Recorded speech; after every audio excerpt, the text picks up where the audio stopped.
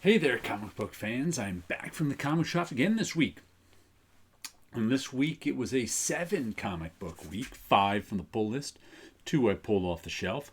I think the 2 I pulled off the shelf may have come out last week, but I had a full boat last week, so I couldn't get them then. The first thing we have is the Silver Coin number 15, and this one looks oversaturated. You can see how wavy that comic book is. I haven't seen one like this bad in a while. That's when there's too much ink for the paper, so it makes it wavy. It's that black, all that black ink. Oh, the back too. Look, oh, you can really see it in the back. See all those lines that go up and down? That's when the paper gets oversaturated. That's a production error that should not happen, but it does. But I've been enjoying this book. It's also why I'd like a good cardstock cover, not a self-covered cover.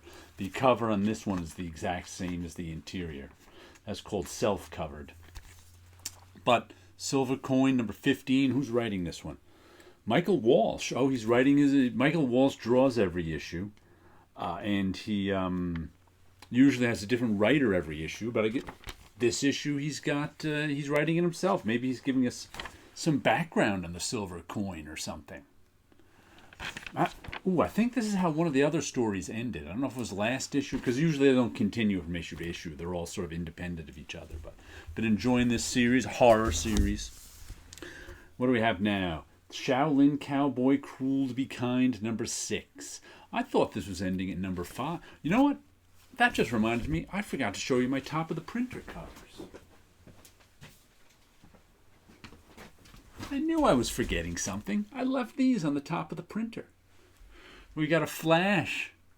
You know what? I didn't even look up who did these 2 covers. Flash 275. That's sort of a classic cover. I've seen this one reprinted a bit. I was not a fan of the Flash during this period, but I like that cover. And I decided to go with an early 90s Stormwatch. There's a signature on this one. I can't even make out the signature. So I've been looking at these all week and didn't even look up. This is sort of a early 90s Stormwatch, lots of busy figures in it cover. So, both of these are nostalgic. 70s nostalgia and 90s nostalgia for me this week. Glad I didn't forget to show you those. Back to Shaolin Cowboy. Number 6. I thought number 5 was the last issue. It obviously. I wonder if this is. Let's see if there's a to be continued next issue. The Good, the Bad, and the Ugly. So there's more Shaolin Cowboy. Maybe it's going 8. I don't know. Let's see. The Shaolin Cowboy finds no pleasure when a 4-hour cruise gets lost in a sea of singing skulls, and he has to kill for his supper. I guess that's the story of this issue. And it's funny.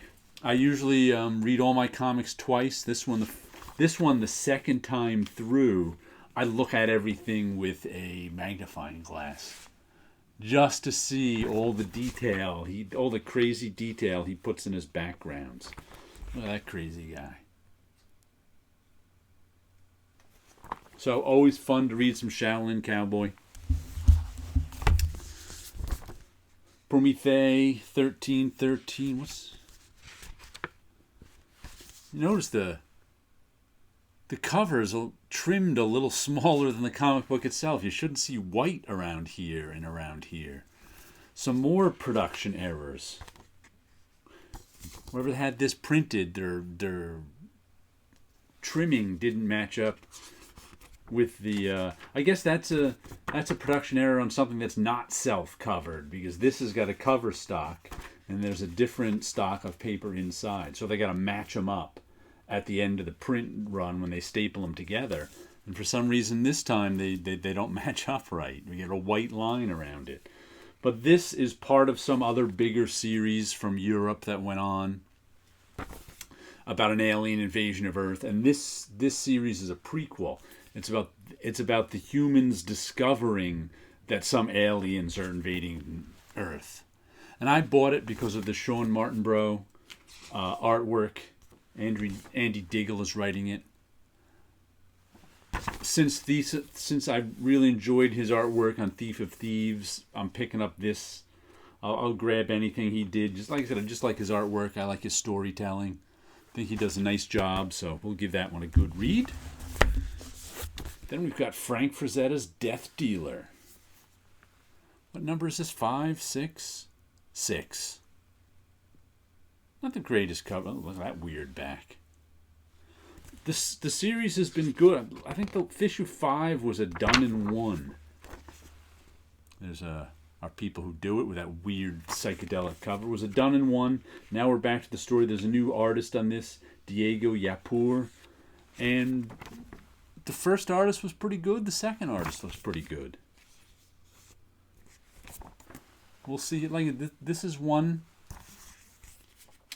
It took me a long time to decide if I was going to buy this, put this series on my pull list or not. I think it took me 3 issues to go, I'll put it on my pull list. Oh, it's a J.G. Jones cover, that one. I wouldn't have guessed that. I don't think I've seen him do like watercolor stuff. But I haven't seen his work in a while. I remember him doing all those DC 52, the weekly series covers. But Frank Frazetta's Death Dealer, we'll give that one a read. Then we picked up a facsimile edition. Marvel Family Comics. I don't think I've ever read any of these old ones. Only a $3.99 facsimile edition, too. I guess it's just not as big as the Superman and Batman comics. But I don't think I've read much of this Captain Marvel stuff, so I'll give one issue a read. Why not? And that's a cool cover. And then here's the stuff I picked up off the shelf. This one I know came out last week. The Chilling Adventures of Salem.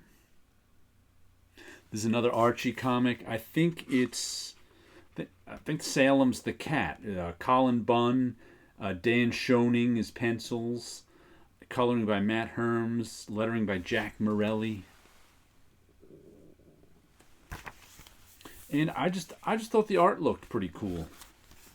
Scary Halloween animal story.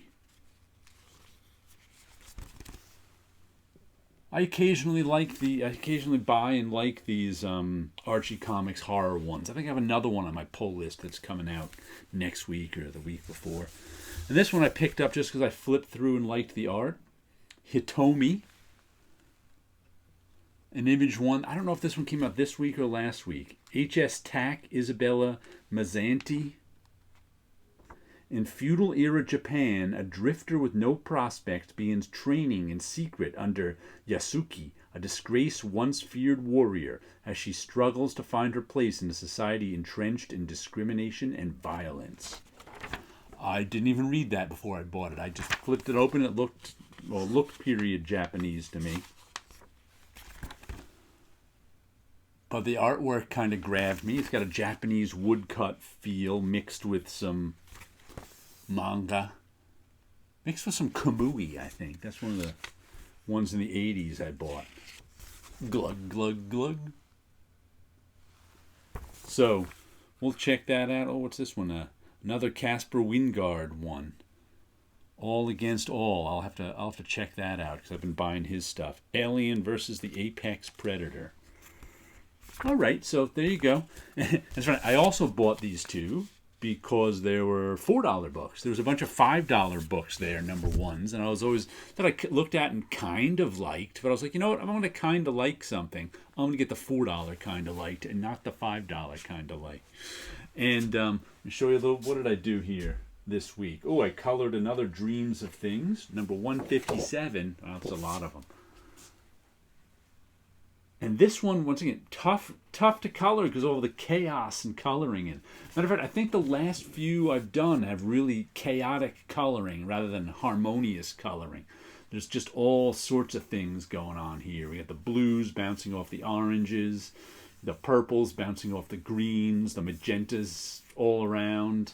I like the way this one came out, but like this one too, lots of chaos in the here.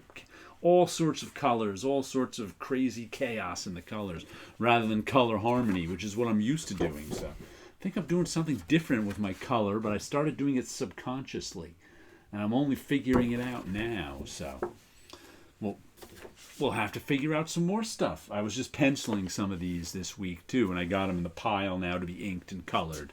So I'll be able to keep making them. We'll see how many I can make. I don't even know.